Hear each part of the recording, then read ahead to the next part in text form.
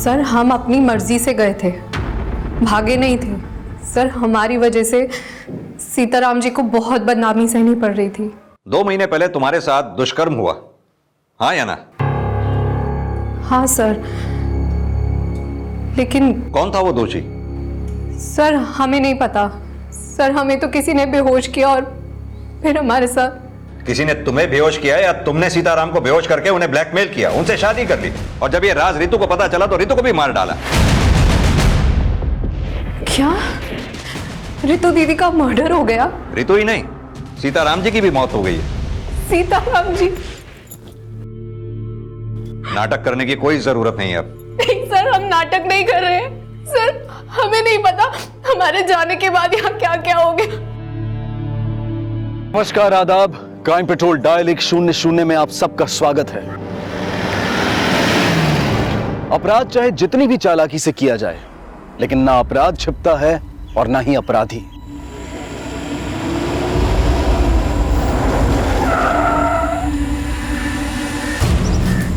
जैसी करनी वैसी भरनी का सबक उन्हें भी मिलता है जो किसी और के किए को छुपाने का अपराध करते हैं। 26 मार्च 2016 को कानपुर के शास्त्री नगर थाने की पुलिस को एक अधजला शव मिला। हत्या 25 मार्च 2016 को हुई थी।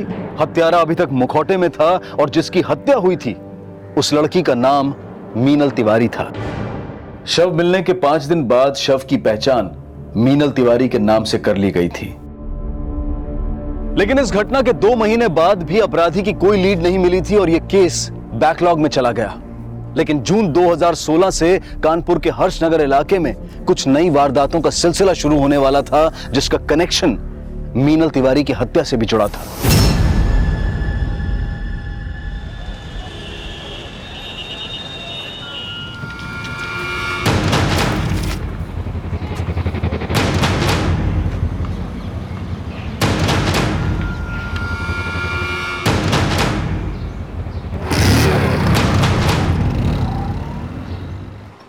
पाँच किलो काजू कतली और कैसी लग रही है जलेबी? 5 किलो रसगुल्ला। हाँ, और 2 किलो रसभरी डाल दें। 2 किलो रस भरी। Uncle 5 kilo kaju katli, 5 kilo rasgulla, 2 kilo रस भरी। पैक कर। कार्ड स्वाइप करते हो ना? जी। अरे यार चले।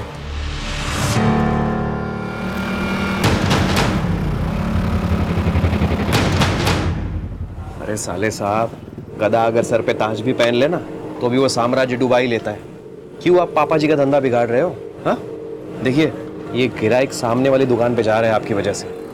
मुनीम जी, उत्तराधिकारी अब मैं।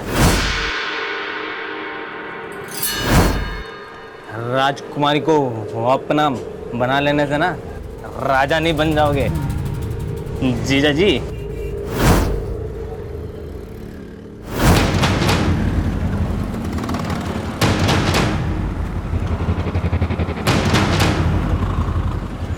निकाल! अरे अरे रुको!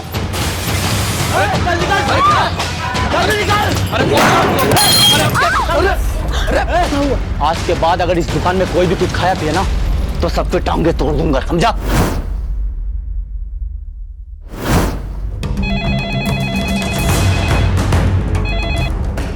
हेलो,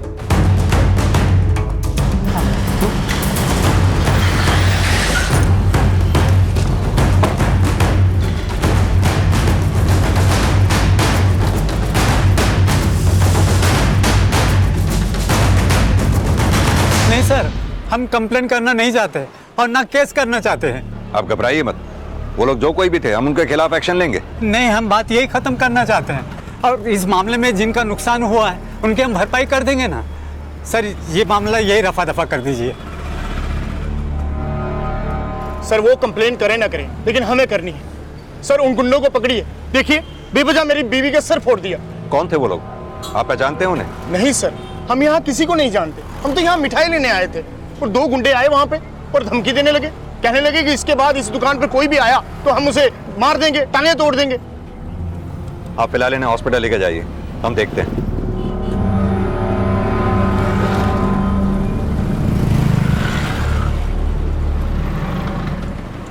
साहब, सीसीटीवी फुटेज दिखाने से तो हम आपको मना नहीं कर सकते, लेकिन इस सीताराम के पछड़े से हमें दूर रखिएगा।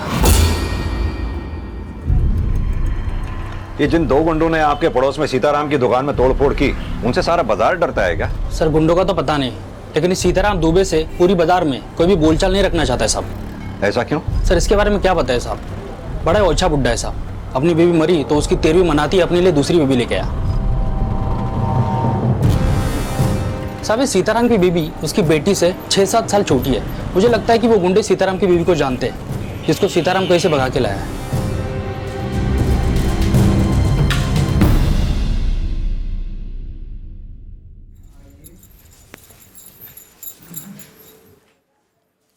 लाइए हम कर देते हैं। नहीं, हम कर लेते हैं ना। हल्दी वाला दूध ले आए आपके लिए।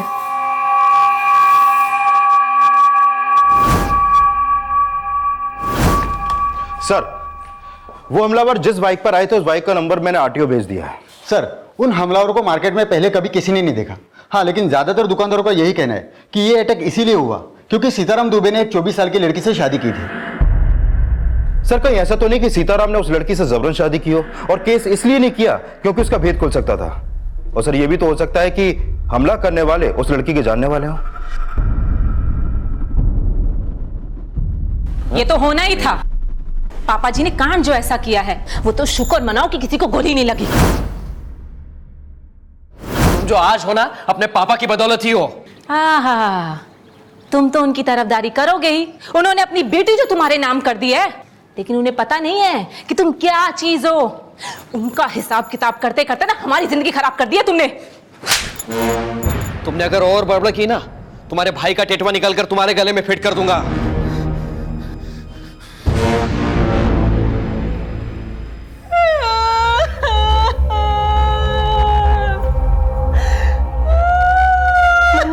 और जोर से अभी तक किसने सुना नहीं है। तो ये हम पे हाथ भी उठाने लगे।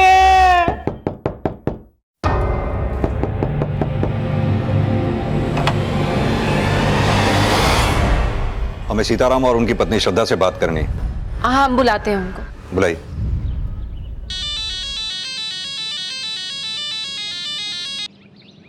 हाँ आदर्श। सर, हमने उन दोनों आदमियों को पकड़ लिया जिन्होंने सीताराम की दुकान पर हमला किया था। उनका बोलना है कि सीताराम की दुकान पर तोड़फोड़ करने का उनको पैसा मिला था। किसने दिया था पैसा उन्हें?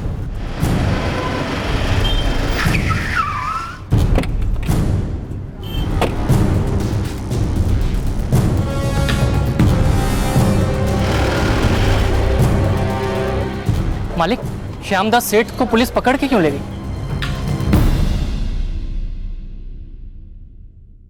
देखो, हमारी इतनी आवभगत मत करना, हमें ये अच्छा नहीं लगता है।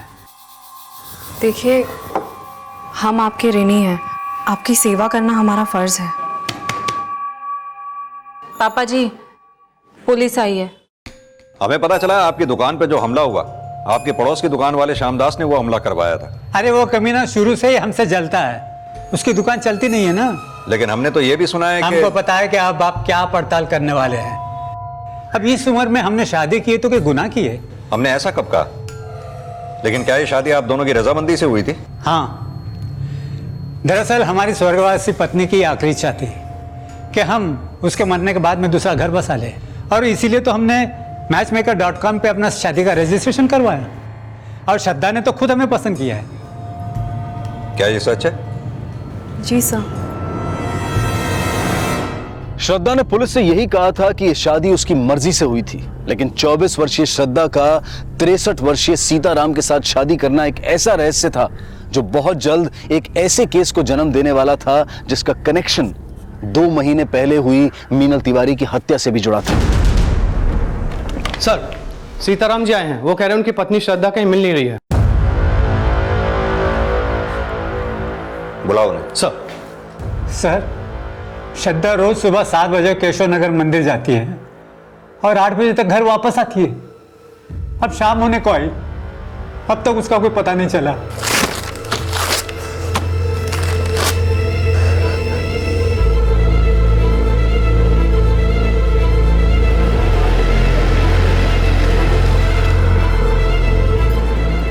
तुम लोग आसपास पूछताछ करो। ये लड़की यहाँ पर आए थे? हाँ साहब, ये लड़की रोज यहाँ आती है, लेकिन आज नहीं आई। इसके पति सीताराम जी भी इसके बारे में पूछ के गए।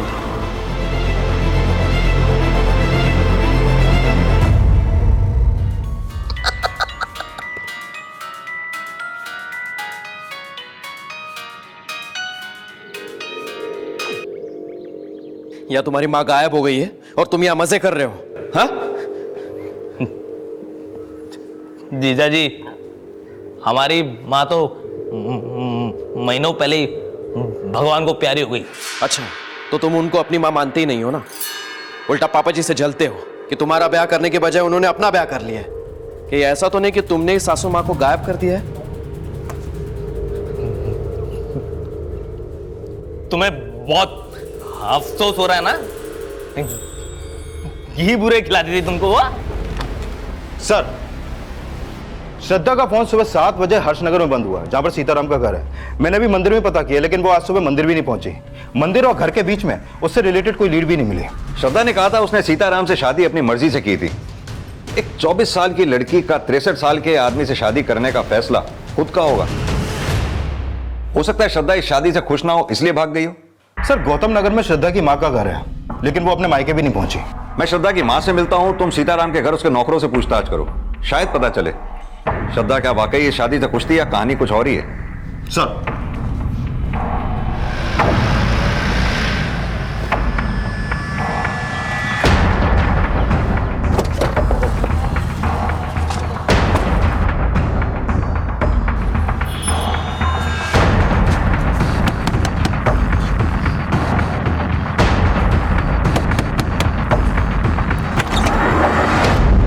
जी साहब। आप श्रद्धा की माँ हैं?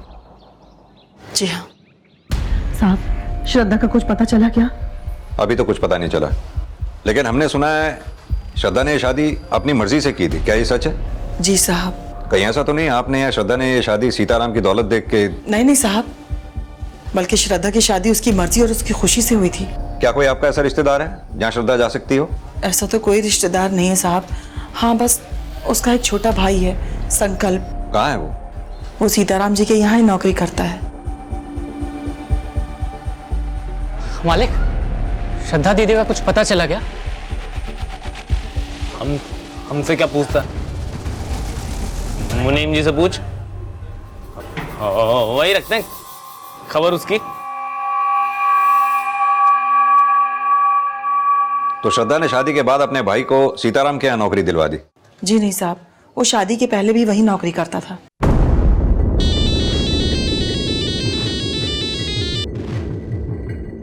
हाँ आदर्श सर, मेरी सीताराम के घर के नौकरों से बात हुई, उनसे एक इंफॉर्मेशन मिली है।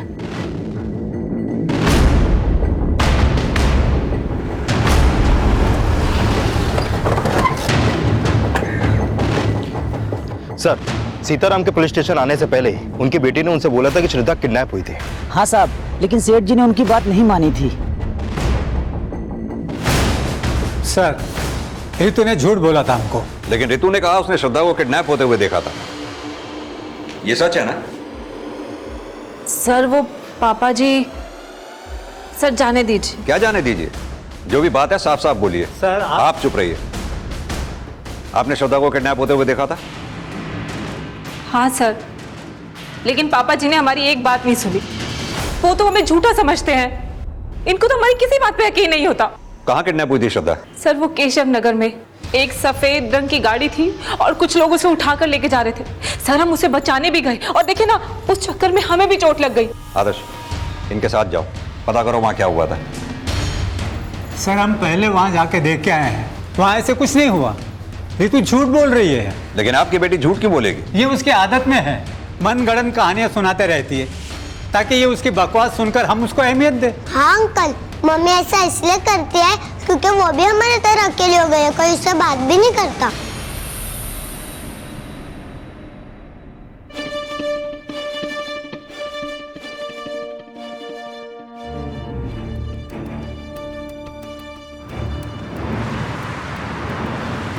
सर एक मिनट। हाँ सर, यही वो जगह है जहाँ से श्रद्धा गायब हुई थी। मेहता, आसपास पूछताछ करो। सर, जब किडनैपिंग हुई क्या टाइम हो रहा होगा? सर वही करीब 7 सवा 7 बजे। श्रद्धा मंदिर जा रही थी और हम सुबह सुबह की वॉक करके घर लौट रहे थे। सर हम घर जाएं, हमारा छोटा बच्चा है ना, उसे भूख लगी होगी। ठीक है, आप जाइए। ऋतु के बयान के आधार पर पुलिस ने उस एरिया में पूछताछ की, लेकिन वहां न श्रद्धा की किडनैपिंग का कोई विटनेस मिला और ना ही उस एरिया की सीसीटीवी फुटेज से कोई क्लू। सर, सीताराम की बेटी ने जो जगह हमें दिखाई वहां पर पूछताछ भी की और वहां के सीसीटीवी फुटेज भी चेक किए, लेकिन ऐसा कुछ सामने नहीं आया जिससे पता चले कि वहां पर कोई किडनैपिंग भी हुई थी।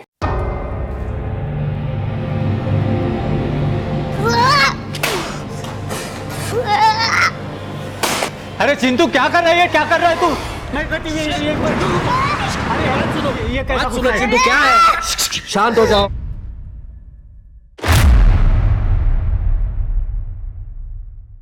अपनी बेटी रितु को बुलाइए। मम्मी घर पर नहीं है। कहाँ गई है बेटा आपकी मम्मी? हमें मालूम नहीं, लेकिन मम्मी बहुत रो रही थी।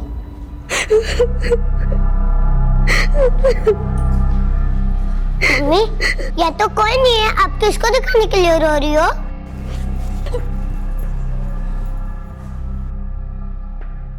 मम्मी कहती है यह सब सेल्फिश है, सब खुद को ही प्यार करते हैं, इसलिए मैंने सबकी प्यारी चीज तोड़ दी।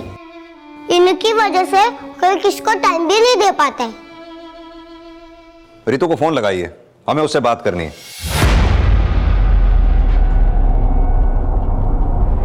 आप जिस नंबर को डायल कर रहे हैं वो इस समय स्विच ऑफ है। सर, रितु का फोन स्विच ऑफ आ रहा है। सीताराम जी, कहीं ऐसा तो नहीं रितु ने श्रद्धा को गायब किया और आपसे झूठ बोला हो? अब जब उसका झूठ पकड़ा गया तो वो खुद गायब हो गई। क्या सर, आप कुछ भी बोल रहे हैं? हम कुछ भी नहीं बोल रहे, श्रद्धा के गायब होने की वजह जानने की कोशिश कर रहे हैं। कहीं ऐसा तो नहीं इस घर में श्रद्धा से किसी को कोई प्रॉब्लम रही हो, या श्रद्धा को आप लोगों से?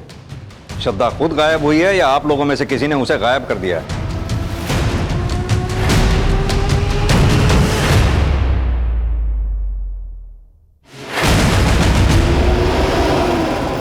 श्रद्धा की फिलहाल कोई लीड नहीं थी, लेकिन जल्द ही ऋतु का गायब होना भी रहस्य बन गया और एक चौंकाने वाला खुलासा हुआ।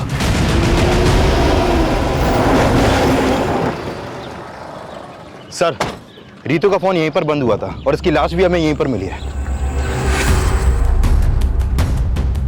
ये देखिए सर, ये निशान लगता है गला घोंट के मारा गया। हमारी टीम आसपास पूछताछ कर रही है, शायद कोई लीड मिले।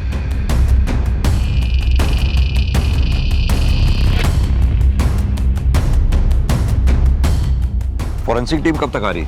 बस आने वाली है सर। सर, इन्होंने रितु के साथ यहाँ किसी औरत को देखा था। पहले तो इस औरत को हमने यहाँ अकेला देखा था।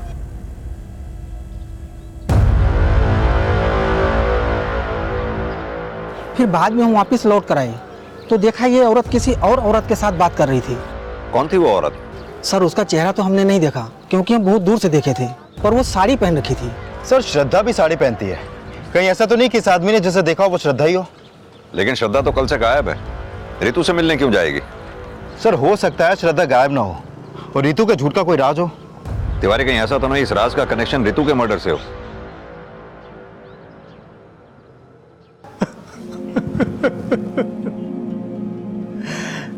रितु का मर्डर हो गया। अंकल, मम्मी कहाँ है? उनको कुछ ही नहीं हुआ है ना अंकल? बेटा, तुम्हारी मम्मी हम सब लोगों को छोड़कर भगवान के पास चली गई है। मुझे मालूम है, आप सबने ही मम्मी को भगवान के पास भेजा है। आप मम्मी से प्यार नहीं करते थे। चिंटू, आप लोग चिंटू के बात का गलत मतलब मत निकालना। वो अपने मम्मी से बहुत प्यार करता है। लेकिन क्या आप लोग रितु से प्यार करते थे? रितु का आपकी बीवी श्रद्धा के साथ कैसा रिश्ता था? सर, हम सब लोगों का रिश्ता अच्छा ही है। मुझे तो लगता है कि श्यामदास की तरह किसी दूसरे ने हम लोगों के ऊपर चिढ़ निकाली है अपनी, इसलिए पहले मेरी सासू माँ गई और अब रितु का मर्डर हो गया। अगर कोई घर वाला नहीं तो बाहर वाला कौन कर रहा है ये सब? ये हमें नहीं पता सर, हमें तो श्रद्धा की फिक्र हो रही है कहीं उसका भी कोई।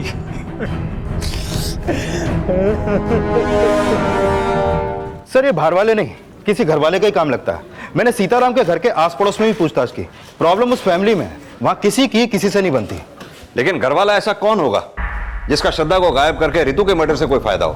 सर, श्रद्धा क्यों गायब हुई इसका अभी तक हमारे पास कोई लीड नहीं है, लेकिन रितु के मर्डर में श्रद्धा के कनेक्शन की एक थ्योरी बनती है। कैसी थ्योरी? सर, पता चला है कि श्रद्धा के भाई संकल्प को रितु के पति विशाल ने सीताराम की दुकान पर काम पे लगवाया था, और काम पे लगने के 6 महीने बाद ही श्रद्धा की शादी सीताराम से हो गई थी। यानी कि तुम ये कहना चाहते हो कि श्रद्धा की शादी सीताराम से होना विशाल की कोई साजिश है? नॉट श्योर, लेकिन हो सकता है सर। और ये भी हो सकता है कि इस राज का पता सीताराम की बेटी रितु को भी चल गया हो। तो तुम्हारे कहने का मतलब है कि रितु के साथ जो औरत देखी गई थी वो श्रद्धा थी, और श्रद्धा ने रितु का मर्डर विशाल के इशारे पे किया होगा।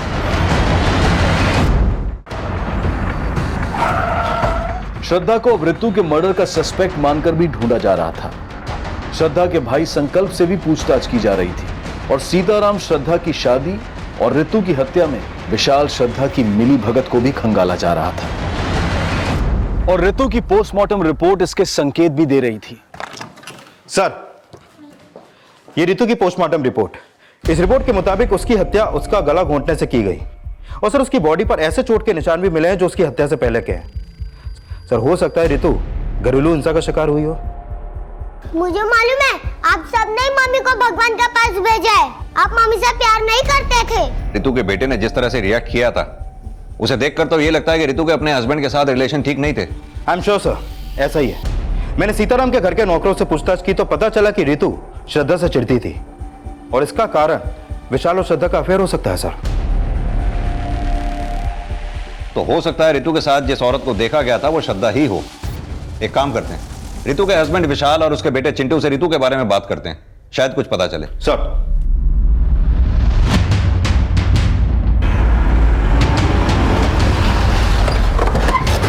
To into 1 is equal to 2, 2 into 2 is equal to 4।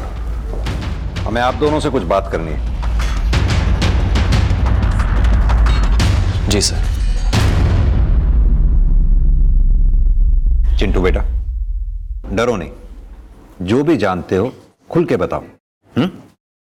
क्या आपके पापा आपकी मम्मी को मारा करते थे?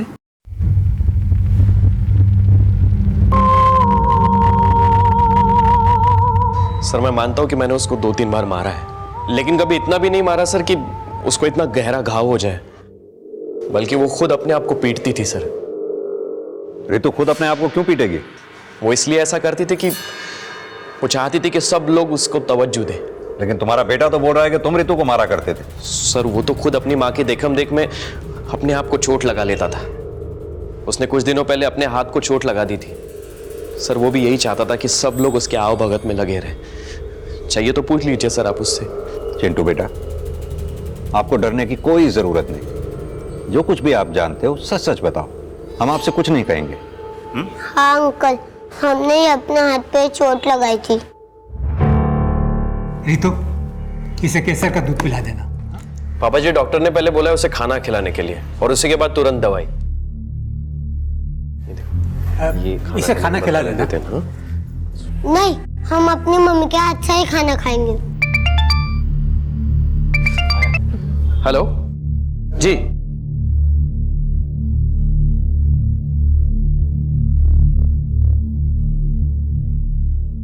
ये चोट तुमने अपने आप लगाई है ना?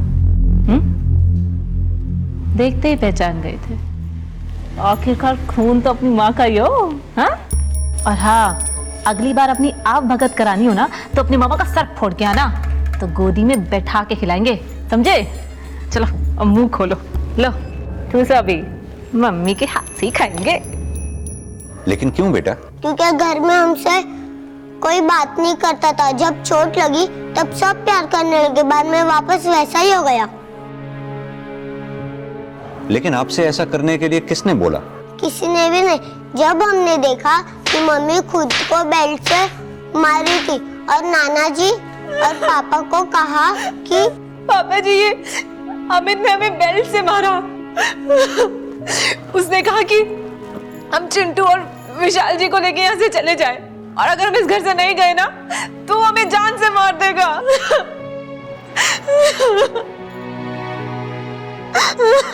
फिर नाना जी ने मामा को बहुत पीटा और मम्मी से प्यार से बात करने लगे। बाद में मामा ने मम्मी से बात करना बंद कर दिया। सर, अमित तो रितु को शुरू से नापसंद करता था और उसके बाद धीरे धीरे उसको सासू माँ से भी प्रॉब्लम होने लगी। कैसी प्रॉब्लम? पापा जी ने उसकी शादी करने के बजाय वो खुद अपने लिए बहू लेके आए थे, इसलिए वो पापा जी से चिढ़ा करता था और उसके बाद सासू माँ से भी। विशाल और चिंटू के बयान के बाद पुलिस अमित से जुड़ी जानकारी जुटाने लगी और इस केस में अमित की भूमिका के कुछ नए समीकरण जोड़े जाने लगे। पता चला है कि अमित की अपनी बहन रितु से बिल्कुल नहीं बनती है और काफी समय से उन दोनों के बीच में बोलचाल भी नहीं है। और सर, ये भी पता चला है कि पिछले 2 साल से सीताराम अपने बेटे अमित की शादी करवाने की कोशिश कर रहे हैं, लेकिन अमित के हकलाने की प्रॉब्लम की वजह से हर लड़की उसे रिजेक्ट कर देती है। वो हमें रिजेक्ट नहीं करती थी, हम उन्हें रिजेक्ट करते थे। क्यों? तुम शादी नहीं करना चाहते थे क्या? अच्छी लड़की मिलेगी तो जरूर करेंगे सर, लेकिन अभी तक मिली नहीं। लेकिन तुम्हारे पापा जी को तो मिल गई थी। क्या खाक मिल गई थी? एक नंबर की लालची थी, उसने पापा जी से नहीं उनकी दौलत से शादी की। लेकिन तुम्हारे पापा जी को तो लगता था कि वो सठा गए सर। हमें तो लगता सर कि वो श्रद्धा पापा जी को चूना लगाकर भाग गई और पापा जी किसी को बता नहीं रहे हैं क्योंकि उनकी इज्जत पर बात है ना। अगर ऐसा था तो तुम्हें कैसे पता चला? हम पापा का चेहरा पढ़कर समझ गए। चेहरा तो तुमने अपनी बहन का भी पढ़ लिया होगा। सुना है बड़ी प्रॉब्लम थी तुम्हें रितु से। उससे तो सभी को प्रॉब्लम थी सर, और सबसे ज्यादा जीजा जी को। दीदी को धोखा दे रहे थे। कैसा धोखा? हमने बताया ना सर, श्रद्धा बहुत चालाक लड़की थी सर। एक तरफ हमारे जीजा जी से चक्कर चला रही थी और दूसरी तरफ मौका देखते ही पापा जी को लूट कर भाग गई। साहब, श्रद्धा अपने सारे गहने जेवर यहीं छोड़ के चली गई और आप ये कहते कि उसने हमको चूना लगाया? हम नहीं कह रहे, आपके बेटे ने कहा है। वो श्रद्धा पापा जी को चूना लगाकर भाग गई। ऐसा कुछ नहीं हुआ साहब। आपके बेटे अमित और दामाद विशाल, इनके बारे में आपकी क्या राय है? क्या इन्होंने ये कांड किया होगा? साहब, ना तो ये कांड हमने किया है ना हमारे दामाद या बेटे ने। ये जरूर किसी बाहर वाले का काम है। फिलहाल इस केस में पुलिस को किसी भी बाहर वाले का हाथ होने का कोई क्लू नहीं मिला था। शक के घेरे में अब तक सिर्फ घर वाले थे। सीताराम, अमित, विशाल सब रडार पर थे और इसी दौरान पुलिस को एक ऐसी इंफॉर्मेशन मिली जिसने इस केस का रुख ही बदल दिया। सर, जिस दिन श्रद्धा गायब हुई उसी शाम मीरपुर पुलिस को एक लाश मिली थी। उस लाश की पोस्टमार्टम रिपोर्ट के मुताबिक उसकी हत्या उसके सर पे किसी भारी चीज से वार करने से की गई और फिर उसका चेहरा जला दिया गया। और सर, पोस्टमार्टम रिपोर्ट के मुताबिक उसकी उम्र 24 साल के आसपास की होगी। और सर, उसके पास से सीताराम की मिठाई की दुकान का विजिटिंग कार्ड भी मिला था। ये श्रद्धा के घर वालों को शिनाख्त के लिए बुलाओ। बोलिए। क्या बोलिए सर, इसका तो चेहरा भी जला हुआ है, कैसे पहचानेंगे कि ये श्रद्धा है? इस बॉडी के चेस्ट में राइट साइड में एक तिल है। ये क्या श्रद्धा की बॉडी पे ऐसा कोई तिल था? इसके बारे में तो हमें कुछ नहीं मालूम। सर, कोई प्रेग्नेंट लड़की मरे तो उसके जांच से ये पता चल सकता है कि वो प्रेग्नेंट थी। श्रद्धा प्रेग्नेंट थी? जी सर, दरअसल पापा जी, सासू माँ ने मुझे नहीं, हाँ, मेरा मतलब है कि रितु को इसके बारे में बताया था। ऐसा रितु ने मुझे बताया था। जी, ये लड़की तो प्रेग्नेंट नहीं थी। सीताराम जी, हाँ, क्या श्रद्धा प्रेग्नेंट थी? इसके बारे में हमें कुछ पता नहीं है। हाँ, शायद हमारी बेटी को बताया हो।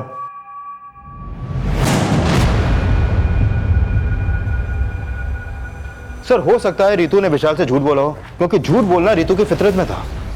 ऐसा भी तो हो सकता है रितु ने ये बात विशाल को बताई ना हो, विशाल खुद इस बात को जानता हो कि श्रद्धा प्रेग्नेंट थी।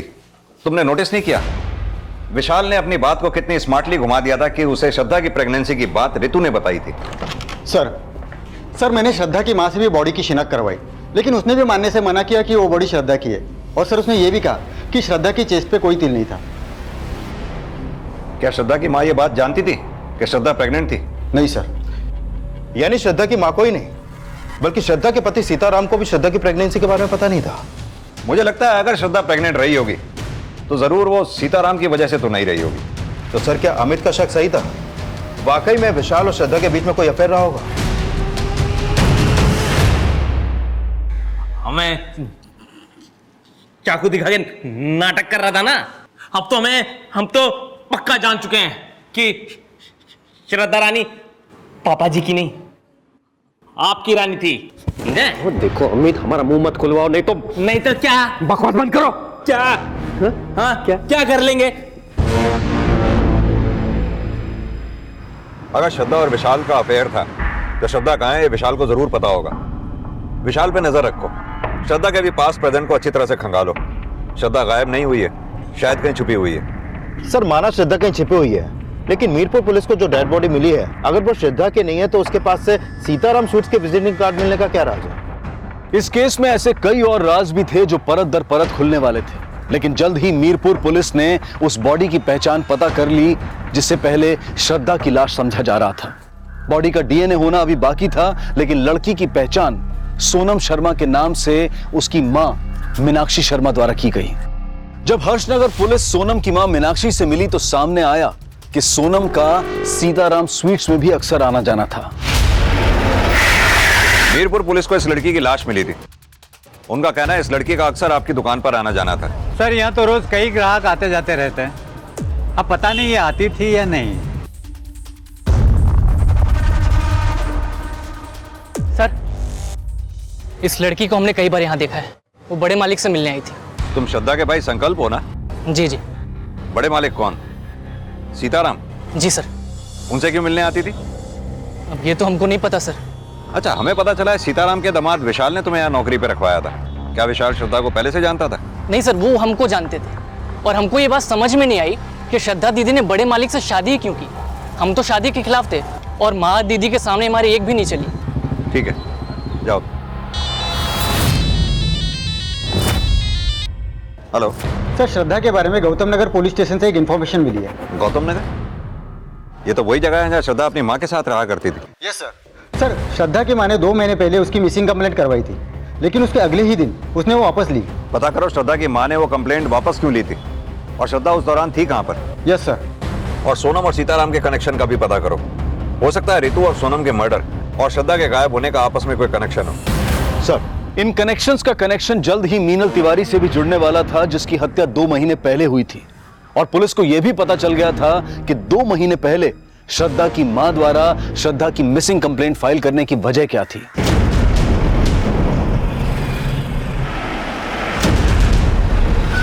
साहब, दरअसल उस दिन श्रद्धा हमको बिना बताए अपनी किसी सहेली के घर चली गई थी और हमें लगा कि वो कहीं खो गई है, इसलिए हमने पुलिस कंप्लेंट की।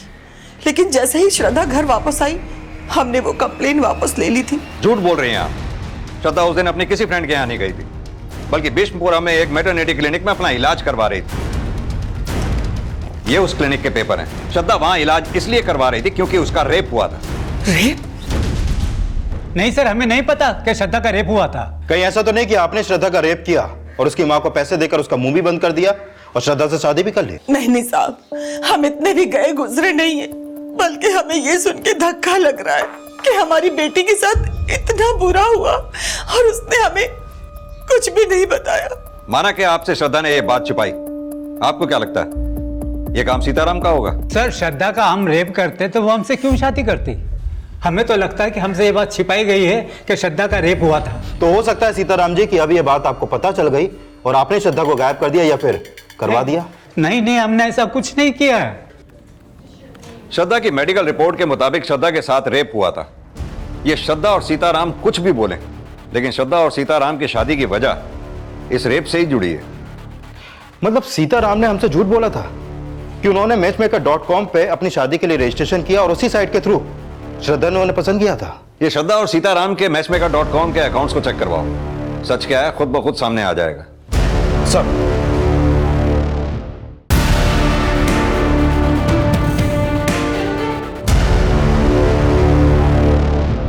सर मैचमेकर.com पर सीताराम का तो अकाउंट है, लेकिन उस साइट पर श्रद्धा का कोई अकाउंट नहीं है। इसका मतलब सीताराम ने हमसे झूठ बोला था। सर सीताराम ने हमसे सोनम शर्मा के बारे में भी झूठ बोला था। वो अपने अकाउंट से सोनम शर्मा से चैट करता था, और वो सिर्फ सोनम शर्मा से ही नहीं और कई लड़कियों के भी टच में था। वो सीताराम जिन जिन लड़कियों से चैटिंग करता था उनके बारे में पता करो। तुम सीताराम को बुलाओ। सर हमें श्रद्धा की एक ईमेल आईडी का पता चला है जो अभी भी एक्टिव है। पिछले दिनों श्रद्धा उसी आईडी के थ्रू यूट्यूब चैनल पे गर्भ संस्कार के वीडियो देख रही थी। सर उनके वीडियो तो प्रेगनेंसी से संबंधित होते हैं, यानी श्रद्धा प्रेग्नेंट है, उसका ईमेल आईडी भी एक्टिव है, मतलब वो गायब नहीं है। सर लास्ट टाइम उसने जिस आईपी एड्रेस के थ्रू लॉगिन किया था वो आगरा के एक साइबर कैफे गए। आगरा पुलिस से कांटेक्ट करो, पता करो श्रद्धा खुद साइबर कैफे गई थी या फिर कहानी कुछ और ही है। सर सीताराम के नंबर पे कॉल किया तो उसके दामाद विशाल ने फोन उठाया। सीताराम ने सुसाइड कर लिया। क्या?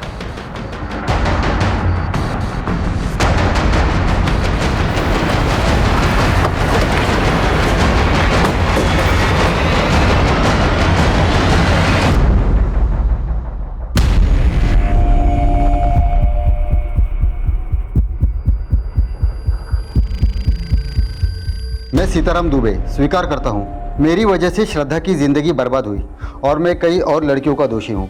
मैं अपना गुनाह कबूल करता हूँ, इसलिए आत्महत्या कर रहा हूँ। सीताराम दुबे। क्या सीताराम ने वाकई आत्महत्या की थी? फिलहाल इसकी जांच चल रही थी, लेकिन सुसाइड नोट में श्रद्धा के अलावा जिन लड़कियों का नाम आया था वो कौन कौन थी? सर सीताराम के मैट्रिमोनी अकाउंट से उनकी जिन जिन लड़कियों से चैटिंग होती थी उसमें सोनम के अलावा एक मीनल तिवारी नाम की भी लड़की थी, और 2.5 महीने पहले मीनल की भी हत्या उसी तरीके से हुई जिस तरीके से सोनम की हुई थी। मीनल और सोनम की तो हत्या हुई, लेकिन श्रद्धा के गायब होने का क्या राज हो सकता है? सर आगरा के जिस साइबर कैफे में श्रद्धा के आईडी पर लॉगिन किया गया वहां पर कोई भी सीसीटीवी नहीं लगा, और यह पता चला है कि जब सोनम की हत्या हुई उस समय सीताराम के फोन की लोकेशन सोनम की फोन की लोकेशन से अलग थी। और सर यह भी पता चला है कि सीताराम के मैट्रिमोनियल अकाउंट को उसके लैपटॉप और उसके दुकान के पीसी से ऑपरेट किया जाता था। Excuse me sir. हेलो, ठीक है सर। आगरा से पीएसआई यादव का फोन था। जिस साइबर कैफे से श्रद्धा के आईडी पर लॉगिन किया गया उस गली में एक सीसीटीवी मिला है, उसमें श्रद्धा कैप्चर हुई है। श्रद्धा अगर जिंदा थी तो फिर मीनल और सोनम की हत्या का राज क्या था? क्या श्रद्धा के गायब होने का कनेक्शन मीनल और सोनम की हत्या से जुड़ा हुआ था? क्या सीताराम की आत्महत्या कोई साजिश थी? सर जिस दौरान मीनल की हत्या हुई तब भी सीताराम के फोन की लोकेशन मीनल के फोन की लोकेशन से मैच नहीं करती। सर कहीं ऐसा तो नहीं कि सीताराम को फंसाने के लिए कोई और उनकी आईडी से चैट करता हो? सीताराम ने हमें खुद ये बात बोली थी कि उसका मैचमेकर.com पे अकाउंट था और उस अकाउंट को वो खुद ऑपरेट करता था। वहीं दूसरी तरफ भीष्मनगर मैटरनिटी क्लिनिक वालों ने भी ये साफ किया था कि श्रद्धा के साथ रेप हुआ था। सर ऐसा भी तो हो सकता है कि श्रद्धा की कोई चाल हो, वो सीताराम को ब्लैकमेल कर रही हो, और इसमें उसका साथ विशाल ही नहीं बल्कि उसका भाई संकल्प भी उसका साथ दे रहा हो। इन सबको अच्छी तरह से खंगालो, और सीताराम के बेटे अमित को भी। सर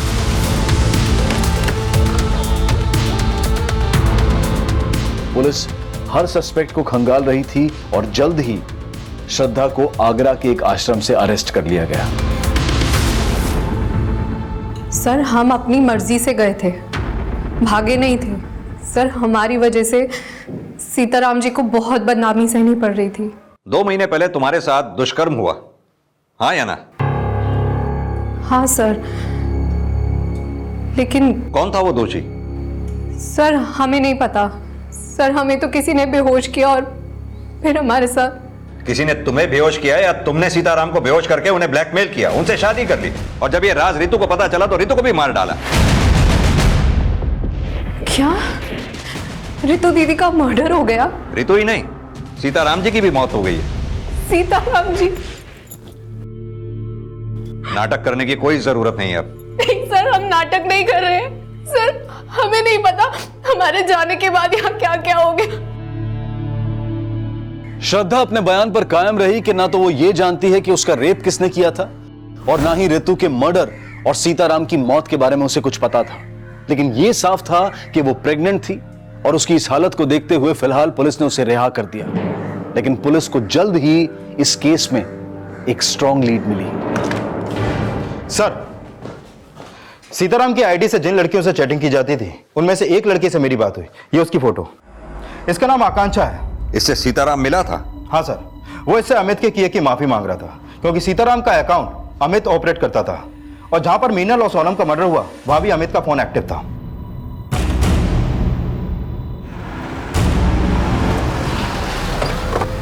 हमने जो भी किया सर, अपने बाप के कहने पे किया सर। उन्हें लड़कियों का शौक था सर, लेकिन हमने किसी को मारा नहीं सर, उसी ने मारा। इसीलिए तो उसने सुसाइड की सर। उन्होंने सुसाइड इसलिए की क्योंकि वो तुम्हें बचाना चाहते थे। तुम्हारा किया अपने सर पर लेकर मर गए और तुम अभी भी उन्हें कोस रहे हो। झूठ बोल रही सर, झूठ बोल रही है। नहीं सर, हमारे सच का सबूत हमारे पेट में पल रहा है। इसी ने हमारे साथ रेप किया था। अमित की पहले से ही हम पर गंदी नजर थी और फिर एक दिन हमारे साथ हमने वो बातें सीताराम जी को जाकर बताई और हमने कहा कि हम अमित को जेल पहुंचाएंगे, लेकिन फिर वो हमारे सामने गिड़गिड़ाने लगे। सीताराम जी ने हमसे कहा कि वो हमसे शादी कर लेंगे और जब हमने अपनी माँ को ये बात बताई तो उन्होंने भी इस रिश्ते के लिए हाँ कह दी। झूठ बोल रही। लेके चलो उसे। सर जी झूठ बोल रही सर। चल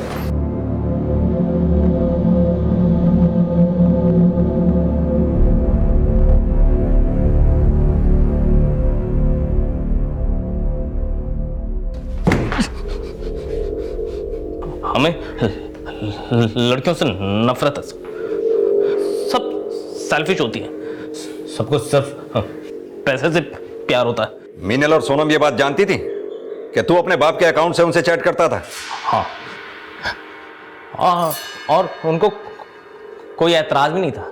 सब हमसे रिश्ता रखे हुए थी क्योंकि हमारा बाप पैसे वाला था ना, लेकिन हमने किसी को चेप नहीं होने दिया।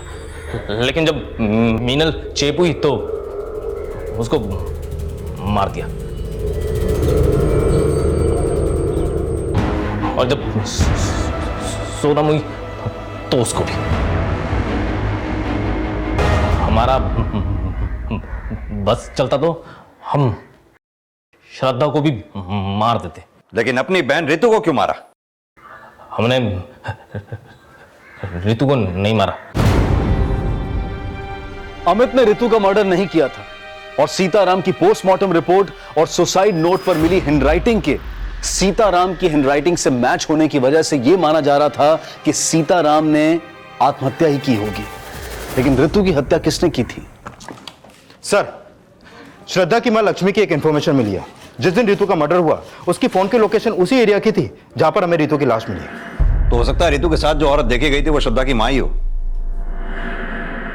साहब, हमसे भूल हो गई साहब।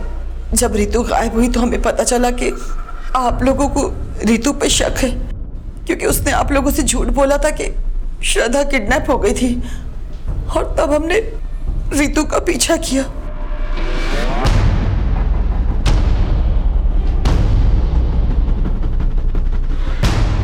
आप यहाँ पे क्या कर रहे हैं? मेरी श्रद्धा कहाँ है? हमें नहीं पता कि श्रद्धा कहाँ है। आप हमसे क्यों पूछ रही हैं? देखो, मैं फिर से तुमसे पूछ रही हूँ और अच्छे से पूछ रही हूँ कि श्रद्धा कहाँ है, तुम बता दो मुझे। हम नहीं जानते कि श्रद्धा कहाँ है। तू बोलेगी कि नहीं? ये वाला हाथ छोड़ो, क्या कर रही हो? साहब, तब हमें अपनी बेटी की फिक्र थी, इसलिए। तुम्हें अपनी बेटी की फिक्र थी कब?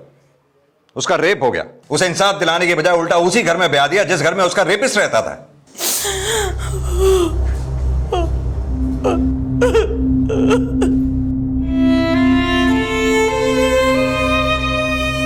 श्रद्धा की मां गैर इरादतन हत्या की अपराधी थी, लेकिन अमित ने जो अपराध किए थे वो एक ऐसी घिनौनी साजिश से जुड़े थे जिनका बचाव करना भी अपने आप में बहुत बड़ा अपराध है। और सीताराम की आत्महत्या उसी कायरता का परिणाम थी जो वो लगातार अमित के अपराध छिपाकर करता आ रहा था। हम उम्मीद करते हैं कि चिंटू का भविष्य उन अपराधों से बेअसर रहे जिसका भागीदार कहीं ना कहीं उसका पूरा परिवार था। अब मैं अनूप सोनी आपसे विदा लेता हूं, फिर मुलाकात होगी अगले एपिसोड में एक और चौंका देने वाले केस के साथ। तब तक अपना और अपने परिवार का ख्याल रखें और देखते रहें क्राइम पेट्रोल डायल 100।